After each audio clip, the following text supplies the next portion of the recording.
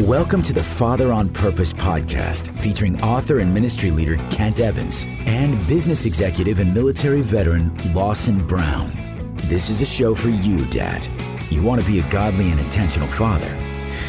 Unfortunately, you've turned to these two knuckleheads for help. Let us know how that works out for you. Before we begin, remember this: you are not a father on accident.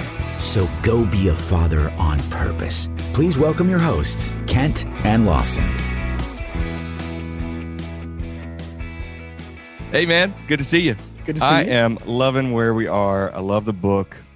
I got the actual hard copy book, Bring Your Hammer, that you and Eric Ballard wrote about Nehemiah. This is going to be good, man. Chapter 10. So you guys flip-flop. Eric writes some chapters, you write some. This one you wrote. Chapter 10, the godly dad discerns true needs around him. And it really resonated with me. In fact, the more I got into the chapter, the more I liked the topic. And you can see here my book on video. I'm showing you all my handwritten scribbles.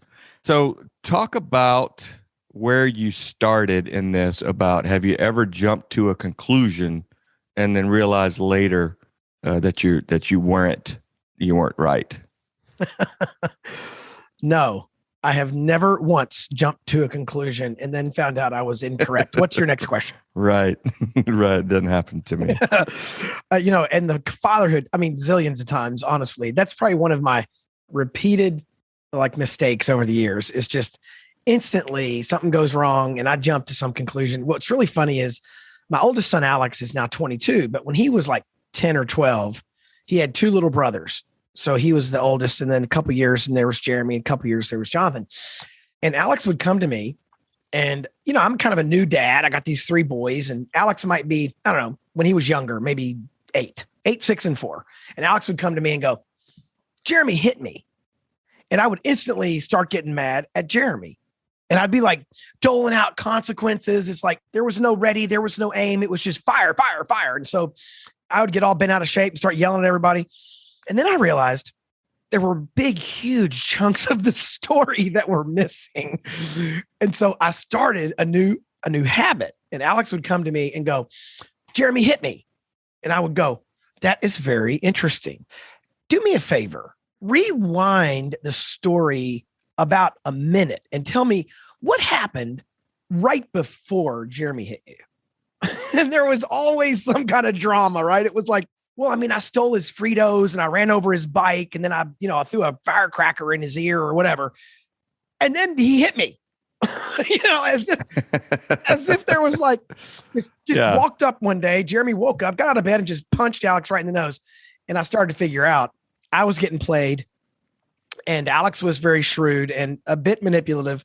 And he was just telling me part 7 of a story. Right. And I didn't even ask about parts 1 through 6. I got wise. I figured it out.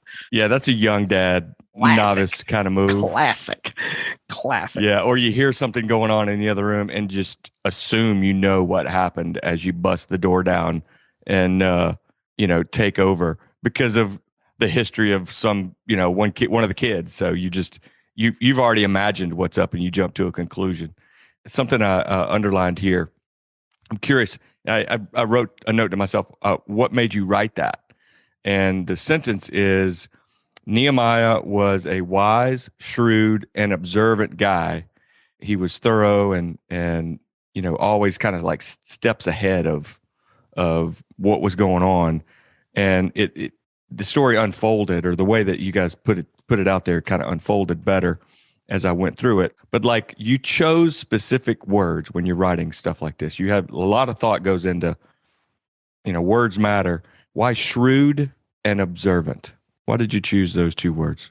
Well, observant, one, because I think as a dad, because we're writing the whole book to try to help dads. And so I think sometimes the pressures of life can make us unobservant. Not because we woke up in the morning and said, "Hey, today I'm just going to ignore all the important stuff," but because it's just the pressures of life. It's financial, it's time, it's the baby's crying, the boss is calling, whatever. In some ways, those might have gotten better with COVID because you get more home time. In some ways, those probably got worse with COVID because you get more home time and your work encroaches on your life. There's no boundaries. And so it's harder to be observant. And for me as a dad, I've had to really learn how to be observant. In particular, for me, I've had to learn how to be observant about matters of the heart. I kind of have two settings, right? I'm either super happy or super mad. And like other emotions like sadness or confusion or concern, I don't tend to verbalize those as well or feel them as well. And so usually if you come to me with a heart problem, I'm like, hey, get over it. Jesus died on the cross, move on. I'm kind of flippant about that sort of stuff.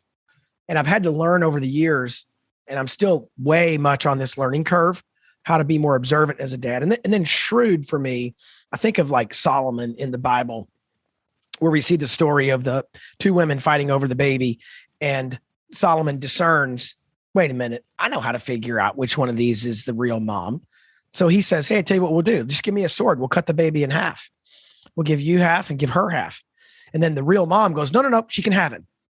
And then that's when Solomon knew, the one willing to save their baby's life and let another raise it, that's the real mom. Interesting. I either forgot that story or never heard that story.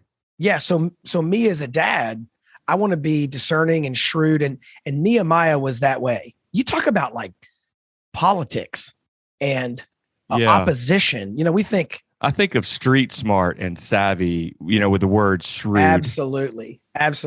Nehemiah was like that. And that's why we wanted to use descriptive words for Nehemiah. And I hope those encourage the dads that are listening.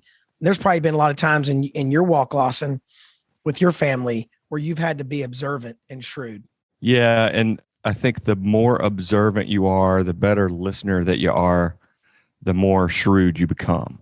It's like observant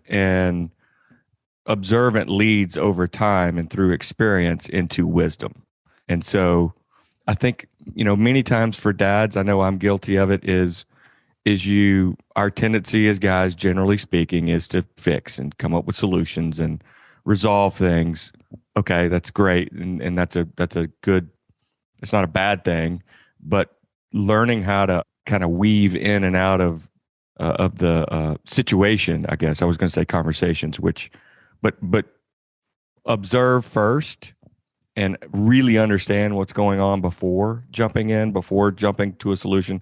And then I think asking a lot of questions in a way that can help your child or your family and yourself move from where you are to where the resolution can be through asking questions and getting them to think and kind of leading themselves to that spot versus just, where it is, you proclaim it, and they had no part in it in the thought process. I like the word proclaim. I do that a lot around my house. I issue proclamations. Father has spoken. Let it be so. Yeah. And I'm sure they all listen, stand at attention. And absolutely. Well, what's interesting for me and I'm sure if dads who are listening, they've been through this problem where there is a problem that's manifested itself, whatever that is. It might be dating drama, or there's friends at school that have hurt your daughter or your son, or there's somebody stalking them. It's real serious, or there's porn, or there's angry outbursts or isolation, or there's been just challenges with your kids. And often, even with us as adults, there's the problem we see. And then behind it, there's one or two or some larger number, sometimes a number of issues that we don't see. So Nehemiah took off in the middle of the night. He got to Jerusalem. For those you guys that have been following along in this little mini series about the book with us, that Nehemiah gets to Jerusalem.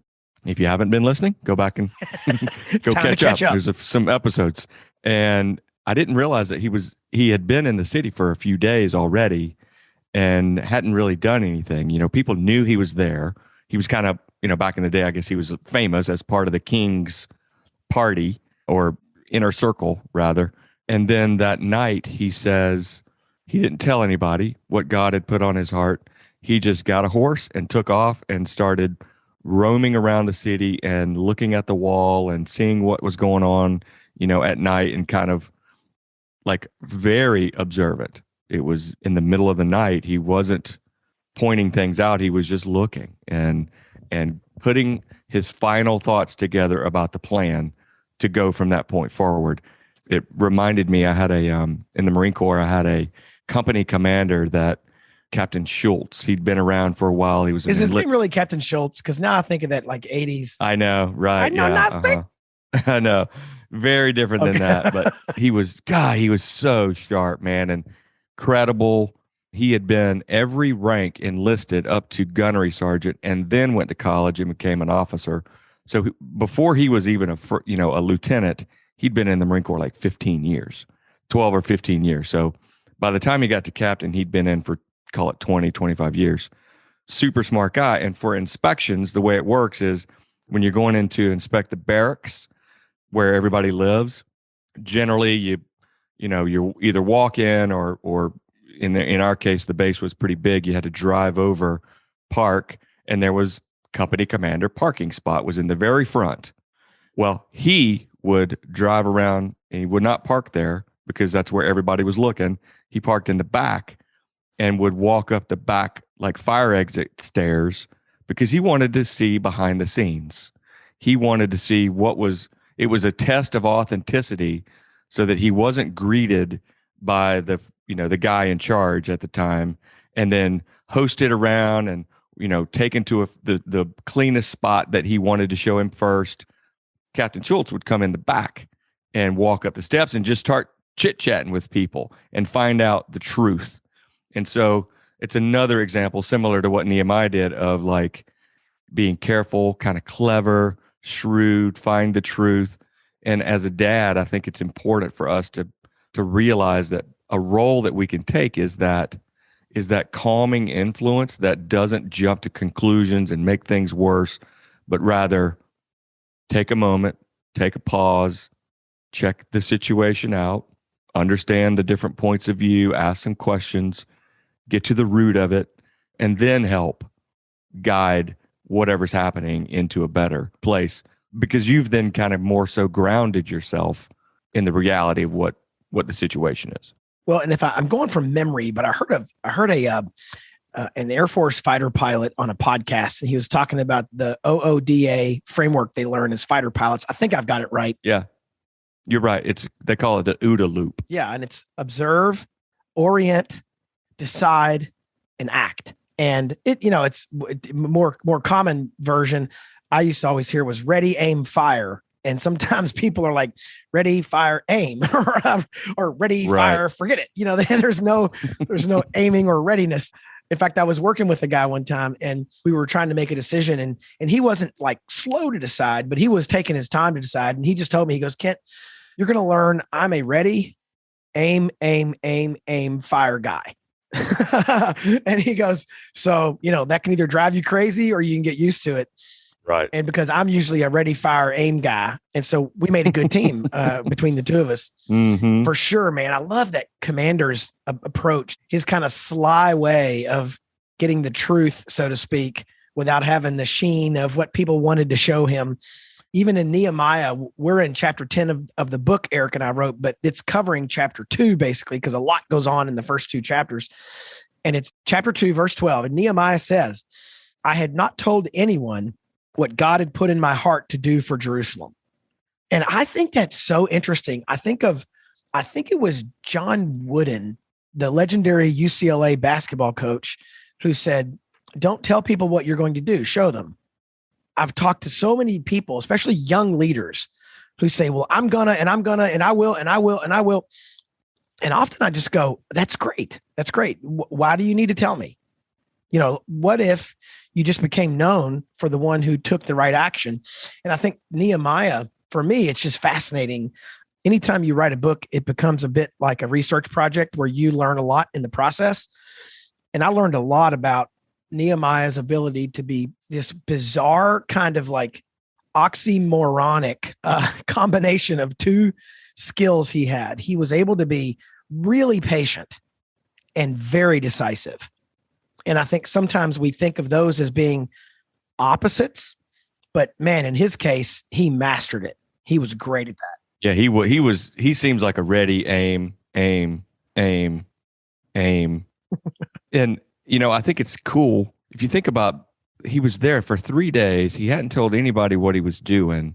I wonder what they were saying. I wonder what they had to be wondering and asking, and he, if he's just kind of around, just kind of checking the place out, that alone brings that mystique alone, kind of brings a sense of like, this guy's getting his plan together and he is checking it all out.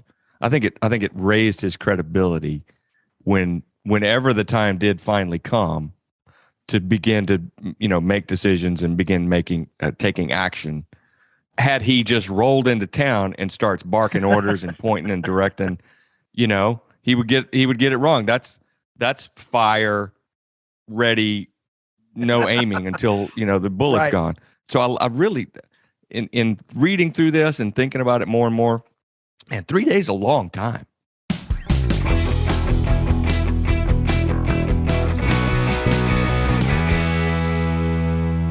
Hey, Dad, do you wrestle with anger? Man, I sure have, and so have thousands of other dads in our email list. And so what we did for those dads and for you, we built a special digital course called The Anger-Free Dad. This digital course is chock full of almost 50 assets, a bunch of teaching videos, a ton of PDF booklets and worksheets, so you can walk through and understand your anger triggers, the expectations underneath, and how to pull those out of your heart and mind so you can be a dad who is less angry and more at peace. If you take this course and you do not become less angry, you will get all of your money back. Plus, we'll send you some boxing gloves so you can beat up the wall at your house with all of your mad anger. Dad, come take the Anger-Free Dad course today at manhoodjourney.org/anger-free-dad. That's manhoodjourney.org/anger-free-dad.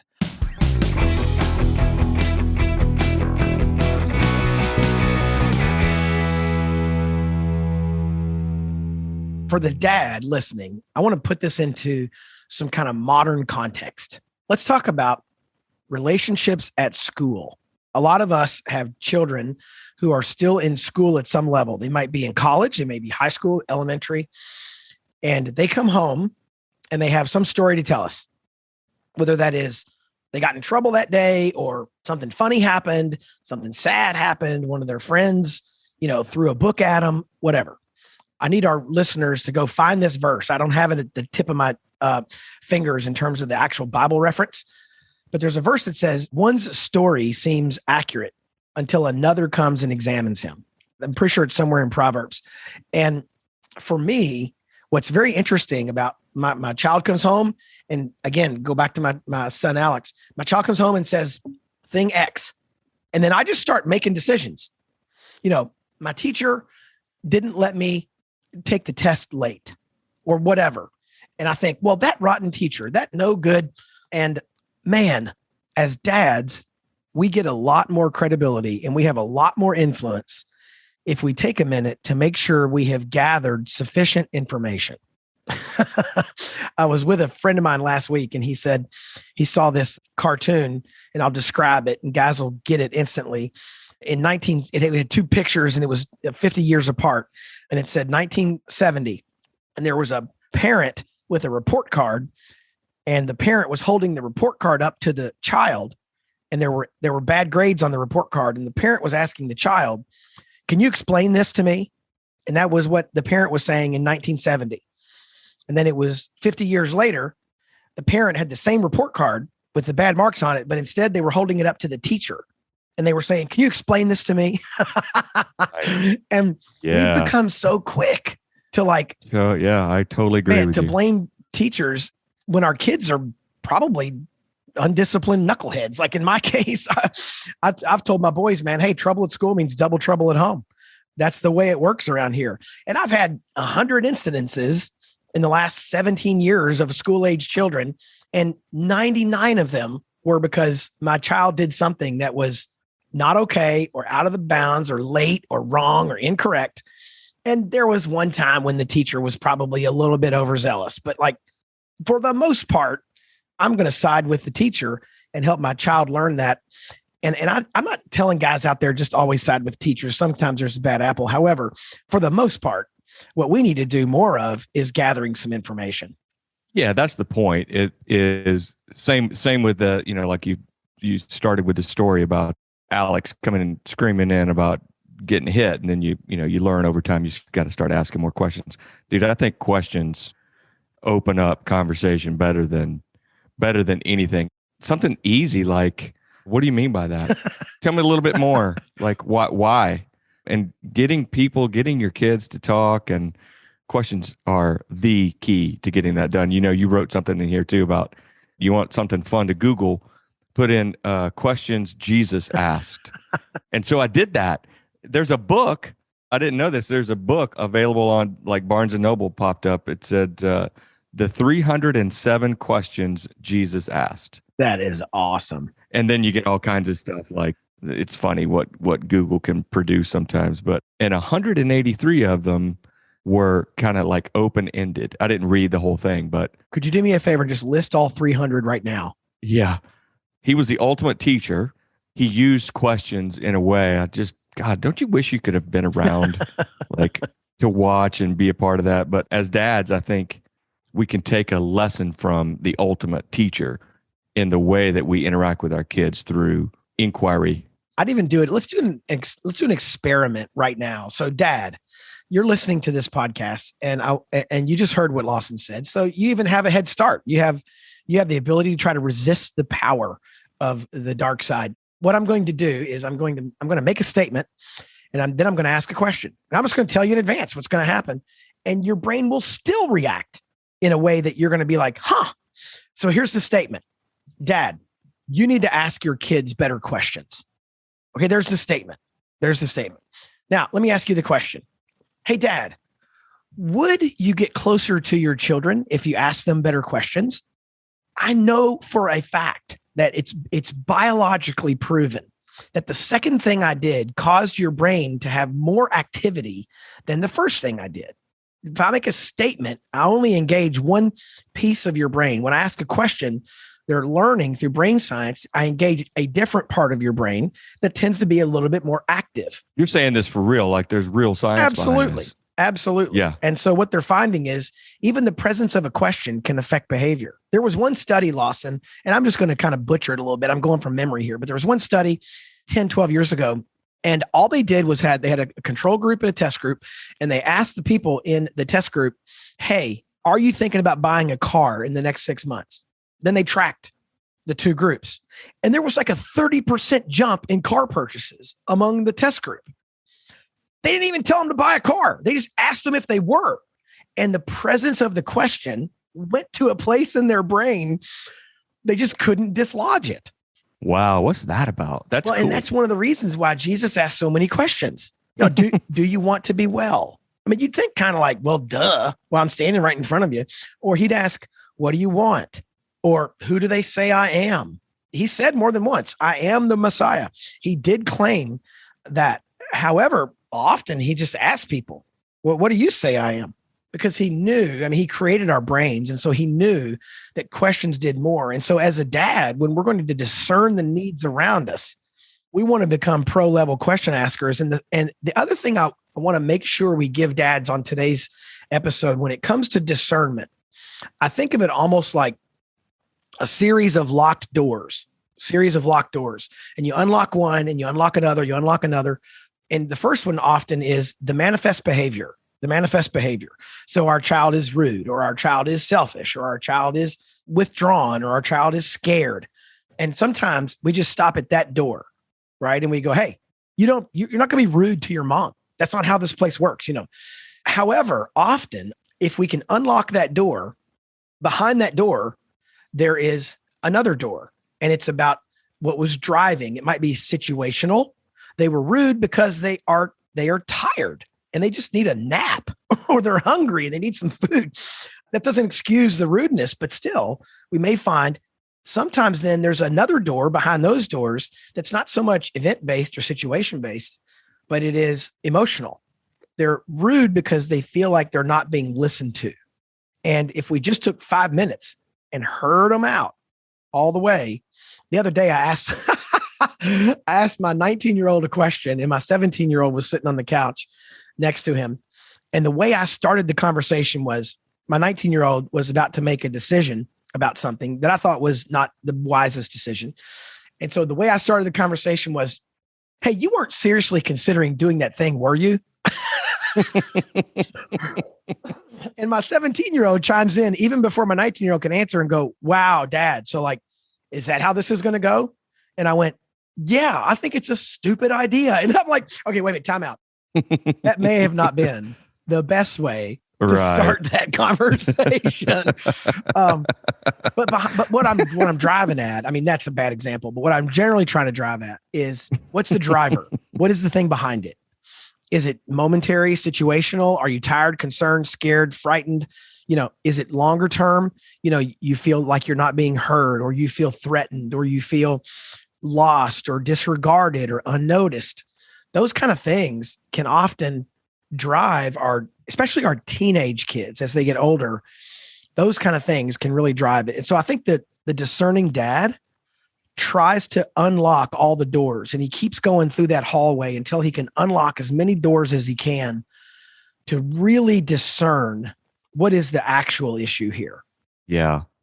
Yeah. I love that, man. And asking thoughtful, kind of open-ended, authentic questions. And even to say, like, I don't know. What do you think? It's okay to not have all the answers. And it's just our nature, we're thinking about how we feel. We're talking to ourselves inside our own heads. And for someone to, especially your dad, to kind of reach in and try to unlock that door and get you to explain what's on your heart, and then take another few steps and talk through and ask some questions and open the next door, and you get deeper and deeper. It can really provide some rich discussions, obviously as your kids age and get beyond 4, 5, 6, little kids. But you can also have some pretty hilarious conversations with little kids, with, asking them their thoughts and probing and getting them to talk. So it can be fun too. It doesn't have to always be like I had begun this conversation with problem resolution in mind, but it doesn't have to be a problem at hand. Get them to talk and think and ask questions, in the quiet times. And when you find yourself with some moments, it's trust building. It shows them that you care. If there's nothing at hand and nothing at stake, like nothing in the moment going on, and you're just genuinely interested in hearing their thoughts, man, I think that's super valuable as well. And it shows them that you are very interested in them. And so later on down the road, maybe when something does come up that you have to, problem resolve, it's not foreign, it's not foreign to them that you would be observant and asking questions and getting them to talk and think. Yeah. Well, and for me, I had someone recently this week. I'll be up on a Zoom call in the evening with some friends on the West Coast, and they sent me a list of questions that they want me to address beforehand. And one of the questions was, what do you do with a teenager who hates going to church? And I just thought, man, what a great question. Number one, I appreciate it because it's an honest question.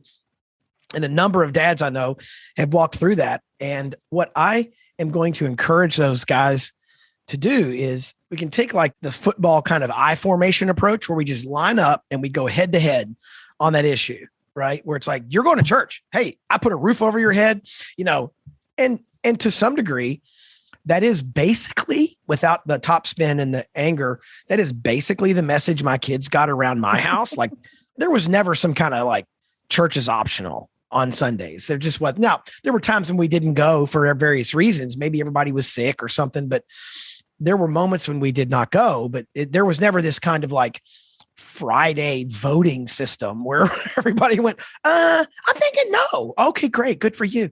That's never how that was not the baseline that we set. And so for me, it was easier because from the moment our kids were little, we just were there and they knew it. But what I'm going to encourage these guys to do is go, look, you can either do the I formation, straight up the middle, off tackle, and you're just going to smash mouth it in. And there are times for that. Sure, absolutely. The other way you can kind of work on that issue with your teen kids is to try to get to the bottom of what it is about going that has them unenthused.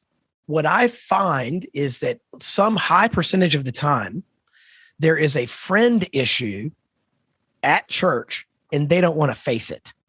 Now, it's either they're being ridiculed or being treated unfairly. Yeah, even at church, sometimes especially at church. Or there is a dating relationship, or there's some kind of like drama. And the drama is on Sundays because they're all there. And that's what's really going on. Sometimes it is because, you may go to a church and the preaching's boring. Who knows, right? Or it's just not exciting and they want to be more thrilled or excited. And they're kind of on the crack of their iPhone all the time. But I find if you ask more questions and if you get to the bottom of the issue, you sometimes don't have to go down like the smashed mouth approach. You can unpack that challenge over time. Did you ever have challenge with your daughters, Lawson, in terms of like church attendance or something like that? I wasn't thinking necessarily specifically of something like a church attendance. I think you're right. Sometimes it was as a result usually of something else, not having to do with, do they like church, or they, is their faith being built? It was something else, something kind of more petty or drama related. Listening to you, it made me remember a guy that I used to work with, Ted Russ. Have you ever been around someone who, and I want to be a better dad at this. What Ted was good at was, if I didn't see him for a week or so, when I did, it was like he had this. He remembered what happened or what was said before and would ask me about it. How'd your trip to so-and-so go? Or he would ask me specifically about like maybe something was going on with someone else on a part of my team, and I had been kicking it around with him. 2 weeks goes by. We've worked it out at work, right? And then I see Ted, and Ted would say, "Hey, how'd the situation go with Christina?" And I'm like, golly, dude, wow. He remembered. And so as a father, I think asking questions and getting things out of your children, I want to encourage dads, and I'm talking to myself as well, encourage dads to really pay attention too. Like, don't listen with an ear just to get toward a path that you ought to be on, or they ought to be on, but like genuinely listen and care and remember. And even like I have to write something down, and then when you bring it back up and you have remembered those very specific things that they've said, it just provides more relevance to the conversation. Are you saying, Lawson, we got to be like caring and thoughtful? Like, wow. Right. Phew. Yeah. Are you basically saying that this is a Father on Purpose podcast? I mean, it's not the Father on Mars podcast. What? I mean, that's out of this world. So, man, to that point, April and I will occasionally notice one of us is talking to the other, and one of us is on their phone texting somebody, and we've learned that we got to wait. So, like, I'll be talking to her, and she'll be right in the middle of something, and I'll walk up to her, and she's talking to somebody on her phone. Texting, and I'll just wait those like 2 or 5 seconds, and I'll just say, "Hey," and I'll just wait till I have her undivided attention. Usually it's the other way around. Usually it's her waiting on me for the undivided attention. So dads, as Lawson and I kind of conclude this week's episode, I hope you've heard a couple things. One is, I hope you've heard that Nehemiah was a very observant fellow. He knew God had given him a job to do, just like you and I have been given the job of being a dad, but he didn't just blab it all out. He went and observed, and he observed very intently and very carefully. And then secondly, he was decisive, and he was able to discern the needs of people around him and kind of read between the lines, and not just give them what they needed, but give them what God's best was for them. And that came through the powers of observation and listening. And we hope that today has been an encouragement to you, Dad. With all of the things going on around you, it can be very difficult to pay attention. However, you and I both know that these days are fleeting. My middle son just turned 18. So now I have more kids who happen to be adults legally than I do have children in my home. And I don't know how that happened. It feels like it happened in 10 minutes ago, right? Yeah. But dads, this time is fleeting, bro. This time is fleeting. And so spend time listening well to your kids, your family, and try as hard as you possibly can through listening and prayer to discern the needs around you, the true needs around you, so you can shepherd your family well. Hope this has been an encouragement to you. We'll pick it up again next week.